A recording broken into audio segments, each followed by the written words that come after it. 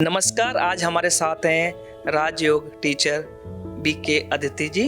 उनसे हम जानेंगे साल की नई शुरुआत है और सर्दी का मौसम है, लोगों को कैसे ध्यान रखना चाहिए। ओम शांति। सबसे पहले नव वर्ष की आपको और दर्शकों को बहुत बहुत शुभकामनाएं। और नया साल है, सब में नया उमंग है, उत्साह है, खुशी है। परंतु नए साल पर अक्सर लोग न्यू ईयर रेजोल्यूशंस करते हैं, नए संकल्प करते हैं। सर्दी का मौसम है तो सर्दी में तो हर कोई केयर करता ही है, परंतु समय कम होता है और काम बहुत ज़्यादा होता है क्योंकि दिन छोटे हो जाते हैं। और आजकल की दुनिया में तो वैसे भी इंसान बहुत व्यस्त रहता है, लेकिन साथ साथ ये ध्यान देना बहुत ज़रूरी है कि कोई भी काम हम करते हैं तो काम करने से पहले हम उस ईश्वर को याद ज़रूर करें, क्योंकि काम तो हम करते हैं लेकिन टोटल कर्म कॉन्शियस होकर जब काम करते हैं तो वो जो कर्म है वो हम पर प्रधान होने लगता है और उसका असर हमारे मन चित्त पर पड़ने लग जाता है। उसके कारण कई बार संबंधों में विच्छेद हो जाता है, कई बार हम अपने आप से काफ़ी दूर हो जाते हैं, इमोशनली काफ़ी डिस्टर्ब हो जाते हैं। तो इसलिए बहुत ज़रूरी है कि हम उस करण करावनहार परमपिता परमात्मा की याद में रहकर हर काम करें। और साथ में क्योंकि सर्दियों का मौसम है तो ठंडी का ध्यान रखना ज़रूरी है, क्योंकि वैसे तो हम वस्त्र अच्छे पहनते ही हैं और आजकल अच्छी अच्छी वैरायटीज़ के वूलन पड़े हैं दुनिया में, परंतु साथ साथ मन को बहुत ही स्ट्रॉन्ग रखना ज़रूरी है। मन से कई बार हम कमज़ोर हो जाते हैं, बहुत सोचने लग जाते हैं कि ये ना हो जाए, ऐसे ना हो जाए, वैसे ना हो जाए। तो आध्यात्मिक रीति हम यही सबको सजेस्ट करेंगे कि ज़्यादा सोचे नहीं। बहुत सारी बातें आपको सोशल मीडिया के थ्रू बताई जाते हैं कि आप ये करो वो करो, तो हम बहुत ज़्यादा कॉन्शियस हो जाते हैं उसके भी, परंतु नहीं, हम अपने आप को पहले खुद देखें। आध्यात्मिकता यही कहती है कि सबसे पहले आप स्वयं का अध्ययन करो, खुद को चेक करो, मुझे किस चीज़ की ज़रूरत है। होड़बाजी में, देखा देखी, इन चीज़ों में ज़्यादा नहीं जाओ। अपने आप को देखो कि मुझे किस चीज़ की आवश्यकता है।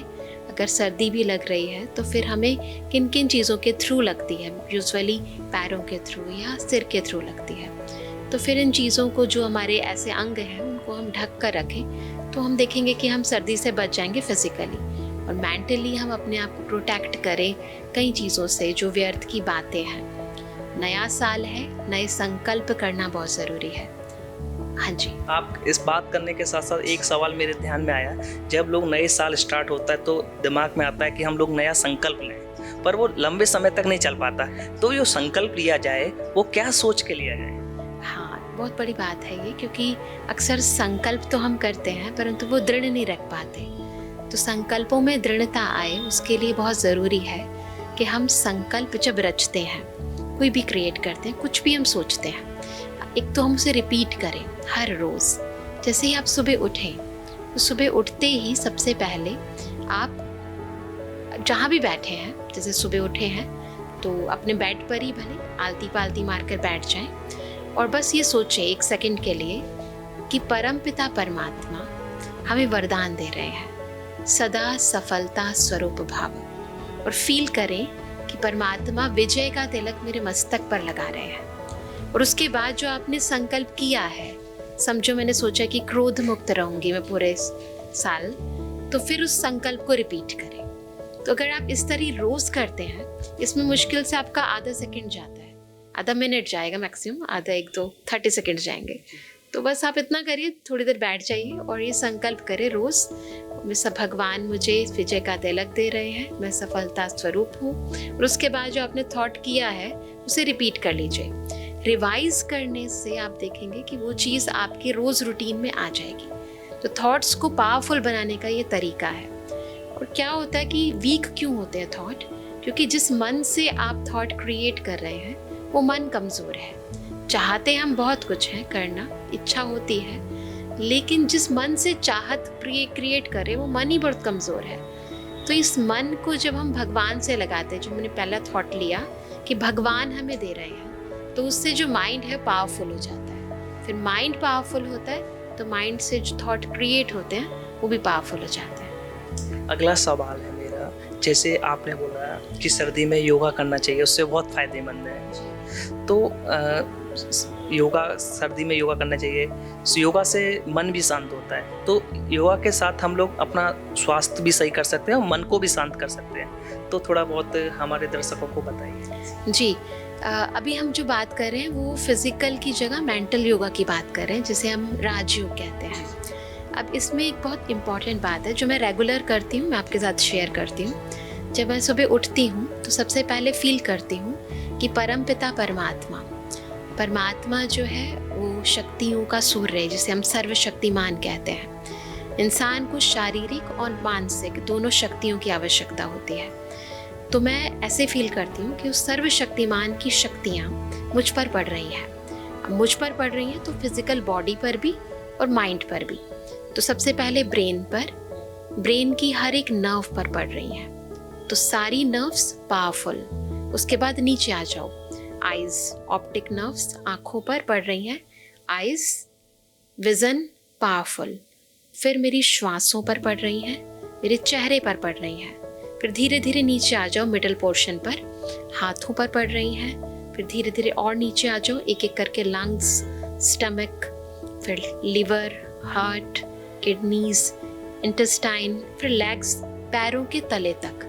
धीरे धीरे बड़े स्लो प्रोसेस के साथ आप फील करो कि ईश्वर की वो शक्तियों की किरणें सारे बॉडी को पावरफुल बना रही हैं। सारी बॉडी का एक एक ऑर्गन मेरा शक्तिशाली बन रहा है।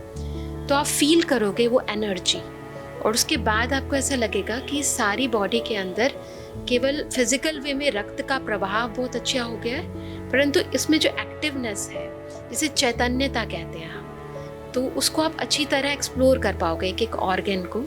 और आप ये सोचो कि ईश्वरीय शक्ति से ये सारी बॉडी चल रही है, मैं हर कार्य कर रहा हूँ। मेरी शक्ति लिमिटेड है, परंतु परमात्मा, जिसे बेहद कहते हैं, अनलिमिटेड कहते हैं, उसकी शक्तियाँ अनलिमिटेड हैं। फिर जब आप काम करोगे तो उसकी क्षमता भी बढ़ जाएगी और क्वालिटी भी बढ़ जाएगी।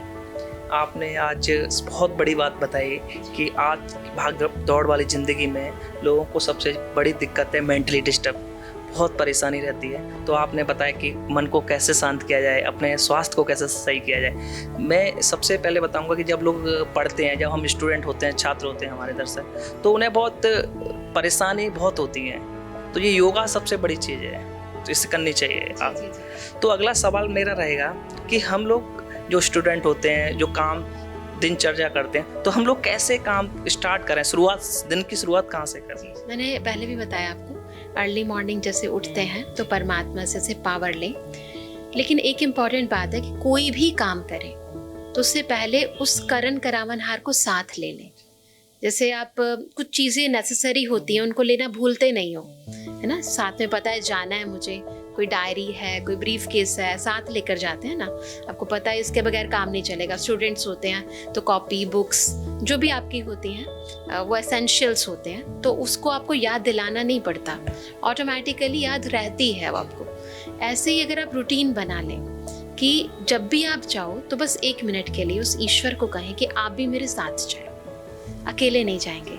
फिर आप अपने जैसे स्कूल पहुँचे, कॉलेज पहुँचे या ऑफिस पहुँचे, तो उसको कहो कि आप अब मेरे साथ मिलकर काम करो, तो मैं जो भी काम करूँ आपके साथ करूँ। ये मन की बात है, मुख से बोलने की बात नहीं है, परंतु आप इंटरनली अपने साथ एक कंपेनियन को साथ लेकर चल रहे हो।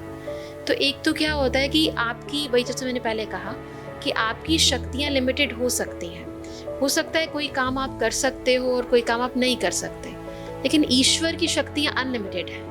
वो गुणों का सागर है, आप में गुण नहीं है, परंतु उसमें सर्व गुण है। तो उसका साथ जब आपको मिल जाएगा तो जो काम आप करने वाले हो, अगर आपको नहीं भी आता तब भी आप कर लोगे। तो ये हमारा खुद का अनुभव है कि कई बार हमें नहीं भी आता, परंतु हम उसको बुला लेते हैं, कहते हैं आप मेरे साथ करो।